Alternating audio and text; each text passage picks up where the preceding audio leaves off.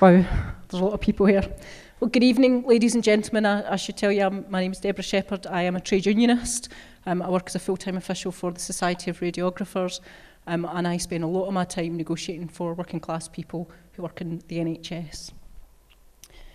So, thank you to the local Yes campaign for inviting me to speak to you. I know you're clearly all here tonight to see me and not that Sheridan fella over there.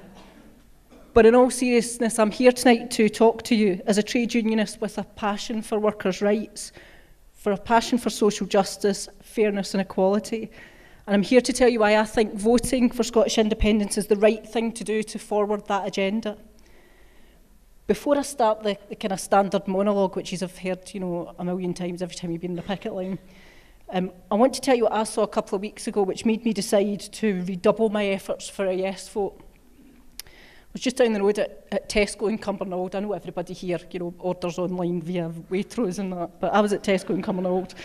And it was quite late, it was about 10 or 11 o'clock, and everybody who knows me knows that I hate shopping, hate it. And the grocery shop is my least favourite shop, and hence I only do it once a month, so I had a lot of stuff.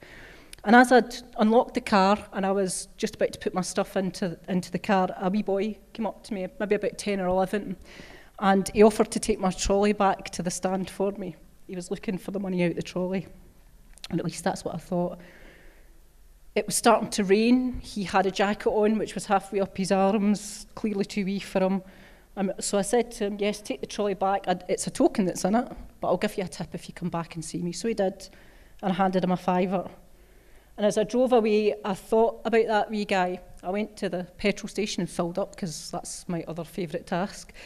And I drove back round past Tesco's to see if that wee guy was there and if he was all right.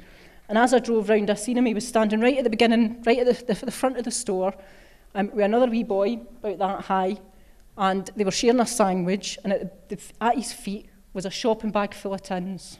Now, just while I say this, I'd like to remind everybody that this is 2014, not 1814, not 1914. This boy was a 21st century child pauper. He was there at that time of night, clearly unprepared for the weather he was in, trying to earn some money in order to buy some food to take home and to feed his sibling. That for me is unacceptable. And I was embarrassed to live in a country, a rich country, that allows that to happen to its children. But ladies and gentlemen, that is the situation in 21st century Scotland. We've got hungry wains, scrabbling about supermarket car parks for work and food.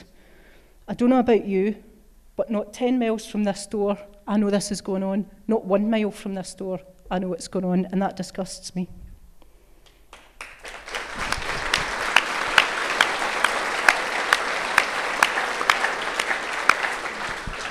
If we were to allow that to continue, we should be ashamed. But it's my belief we can do something about it, and that we can do something about it when we go to the ballot box in just over a week's time. Now, that I've handed all that guilt over to you about the terrible state of the world and the poor starving wains, I'll move on to something that I actually know a little bit more about and that I deal with every day. And that's working class people in Scotland. Currently, employment law is a reserved matter. And by a reserved matter, I mean the Scottish Parliament has no powers over this area of law at all. And unlike most areas of law, it is something which is not Scottish specific. The same laws exist right across the UK. As a trade unionist, I see employers at their worst behaviour on a regular basis. I can assure you it is imperative we take control of the power that allows us to govern how working people are treated in employment. Do you think there's lots of laws to protect you? You're maybe half right, sort of half true. There's lots of laws. But how much they protect you is actually a different matter. For example, does a council worker have the same access to justice as an employer?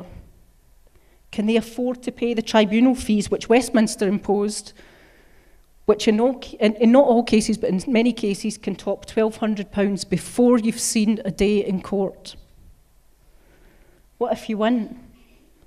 Well, if you win, the average that you would be awarded is less than £10,000. For that, you're almost certain to have lost your job, usually without any notice, and you most certainly will have been treated unfairly. It's been made worse by cuts to the tribunal budgets. Again, that has come from London, not Holyrood, because the tribunal get their money from the Ministry of Justice. And it's been made worse by the introduction of fees, like I said, that have been brought in by Westminster and not by anyone at Holyrood, against the better judgment of people who actually work with the tribunal service. Since coming to power, this government have halved the redundancy consultation rights for every person in this room. Now, if you want to sack 10,000 people, or any number of people over 100, you can do so with only 45 days consultation. I want you to think about that if you're working. That's basically 6 weeks. Could you, let's think about this, find a new job, cover your bills, possibly move home, move your kids out of school, enrol them in a new place, even if a redeployed post was on offer to you somewhere? I know I couldn't do that in 6 weeks. To plan for that is just inadequate. Of course, this evening I find myself in a slightly awkward position because actually I'm arguing for redundancies, and I'm quite pleased that it's only a 45-day consultation period. The redundancies I would like to see are the 59 MPs sitting at Westminster from Scotland.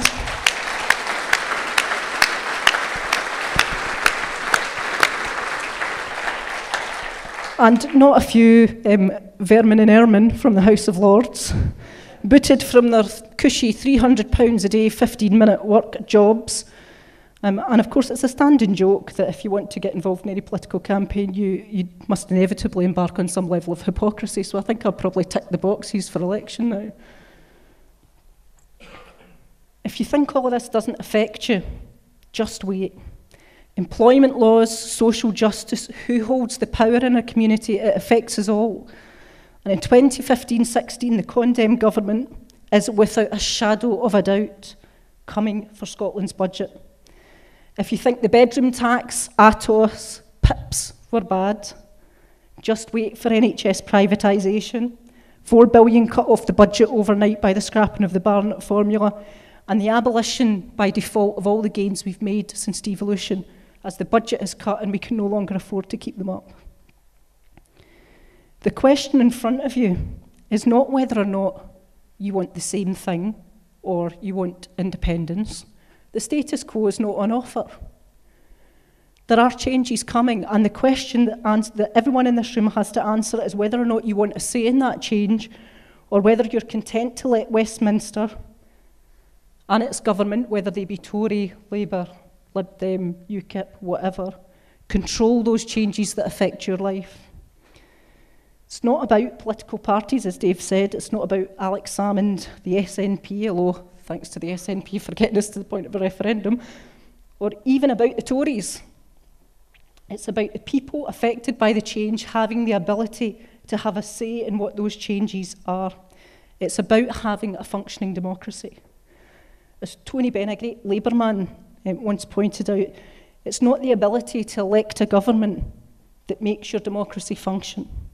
It's, and I paraphrase, the ability to put them out on their behinds when they don't keep their promises.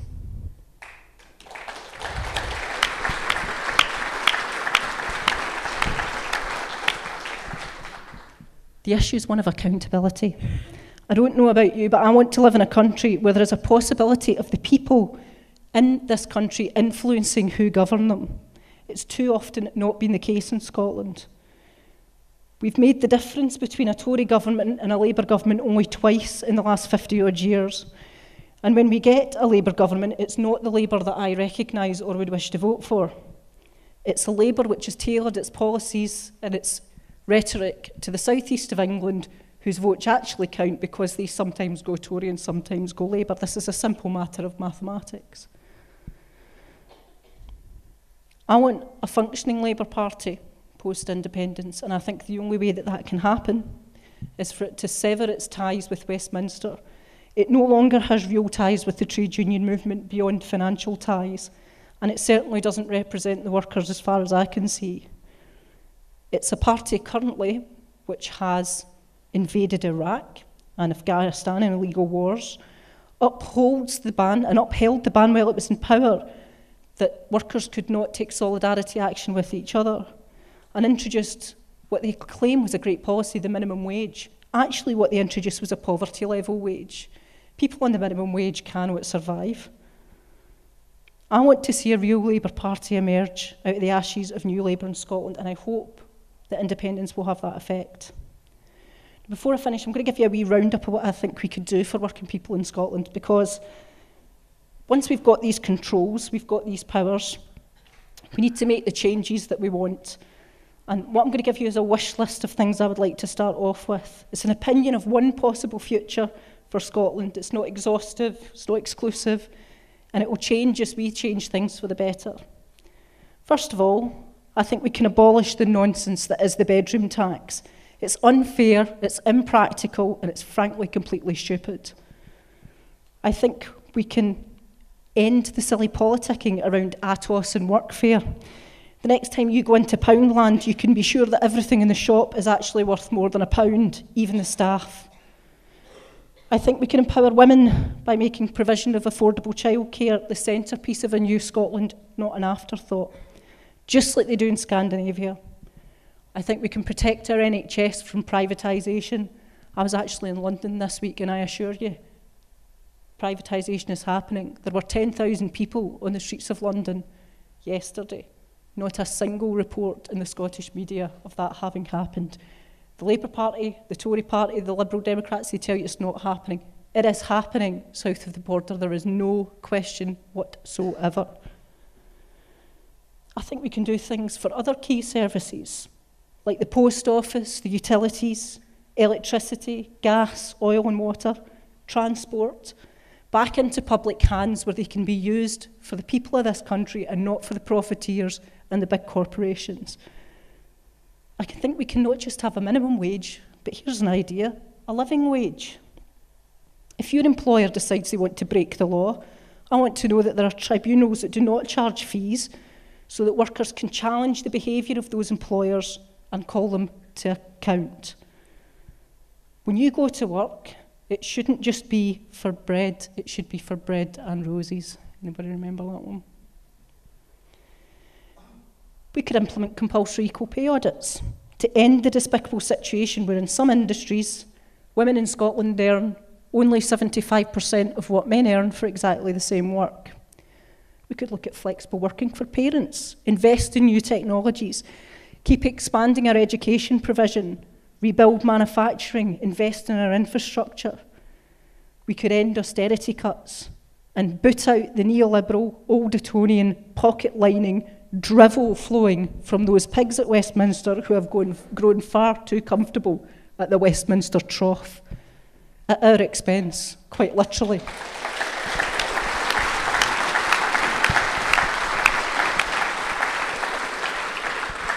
All sounds very good, doesn't it? Some people will say, you're dreaming, you've got a utopia in mind. Well, I don't have that. Of course, at the moment, all the things we want to change are just dreams that we can change them. And they're dreams because, at the moment, we don't have the power to do that.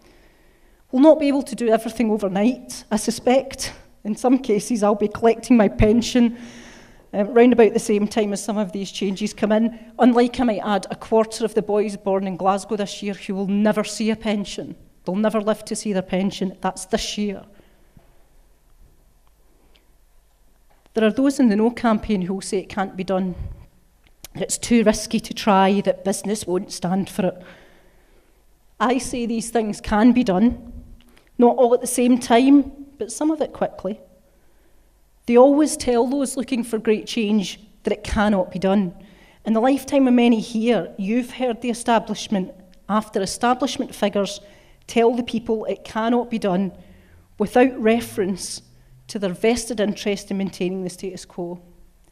For example, when Martin Luther King demanded equal rights, they said it couldn't be done, shouldn't be done.